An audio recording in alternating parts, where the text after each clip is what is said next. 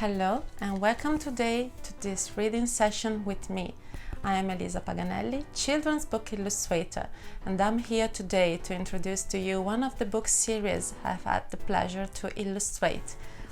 It is The Travels of Ermine, written by Jennifer Gray, published by Usborne Publishing.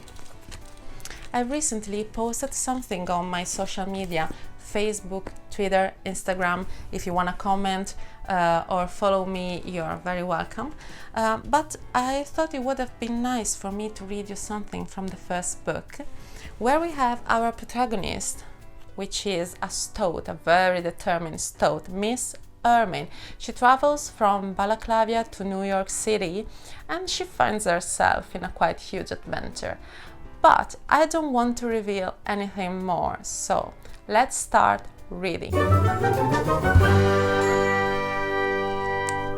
Chapter 1. Manhattan, New York City. Michael S. Megabucks sat at his mega desk in his mega office drinking a mega cup of coffee. The office was at the top of a mega building overlooking the mega skyline of Manhattan, New York City. Megabucks' house was one of the tallest skyscrapers in the city, and the bird's-eye view of the glittering glass buildings was spectacular, especially in the winter sunshine. Michael S. Megabucks never tired of it. He swiveled round and round in his leather chair to take another look.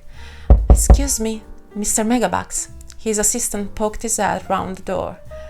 "What is it, Sam?" Michael Megabucks scowled. There's someone here to see you, sir." "I thought I told you to keep this afternoon free." Michael Megabucks had one son, Mike Jr. Today was Mike Jr.'s 8th birthday, and he had something special planned.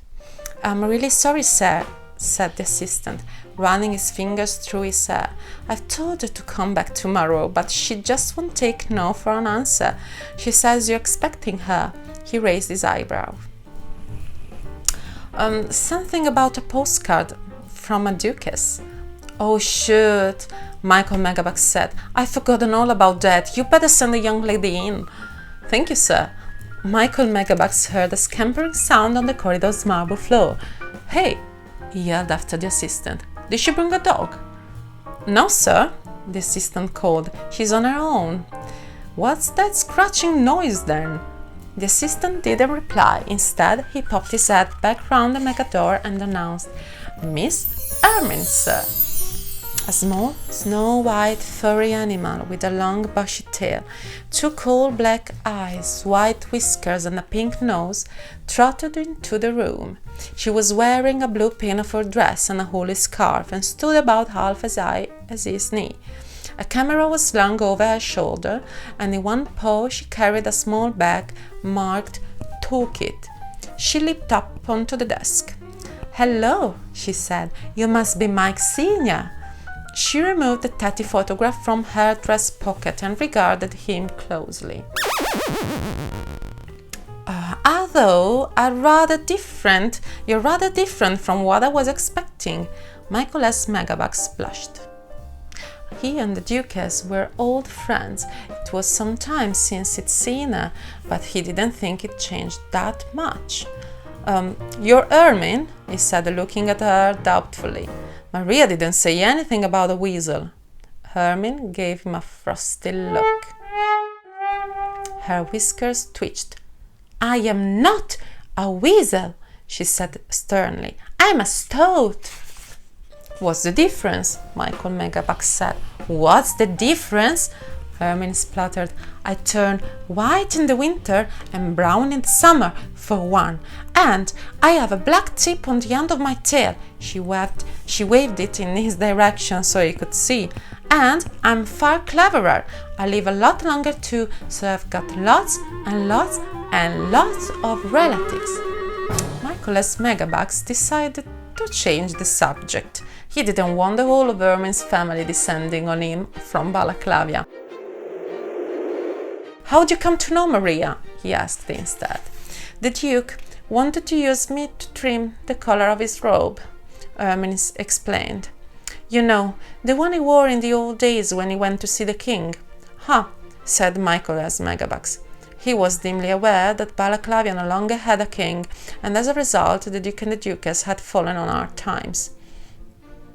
The Duke still uses it for dressing up, Ermine told him. He keeps it in a trunk at the castle, only the fur collar went mouldy because the castle roof was leaking. The Duchess told him to replace it with velvet instead, but he set a trap to catch me anyway. It's very precious, you know, my white fur. It's called ermine, like me. She let out a deep, shuddering sigh. Can you believe that some people want to sew it onto clothes? That sucks, Michael Megabucks agreed. Luckily, the Duchess came to the rescue, Ermine continued. She told the Duke that the only place for ermine is on a stoat. Then she adopted me. She's taught me lots of useful things, like how to use a spanner and when to wear a feathered hat. And now she sent me on a trip around the world to complete my education.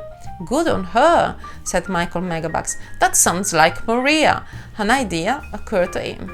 Say, you fancy coming to meet my kid? Ermine looked confused. The Duchess never mentioned you kept baby goats. Michael as Megabucks guffawed. I mean my son, Mike Jr. It's his birthday today and I got something planned. You can stay over a couple of days at the apartment if you like. Mike Jr. can show you around the city. Oh, I'm staying much longer than that, Ermine replied brightly. The Duchess says I can't leave until I've filled up my scrapbook. That could take weeks.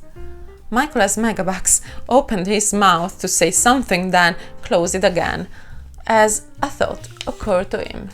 As well as it being his birthday, Mike Jr. had the Christmas vacation coming up, and he was due to stay for a while.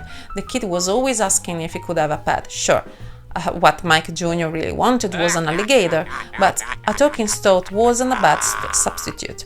Great! Michael Megabucks grabbed his coat. We'll be glad to have ya. He looked at the cool toolkit. Is that all the luggage you got?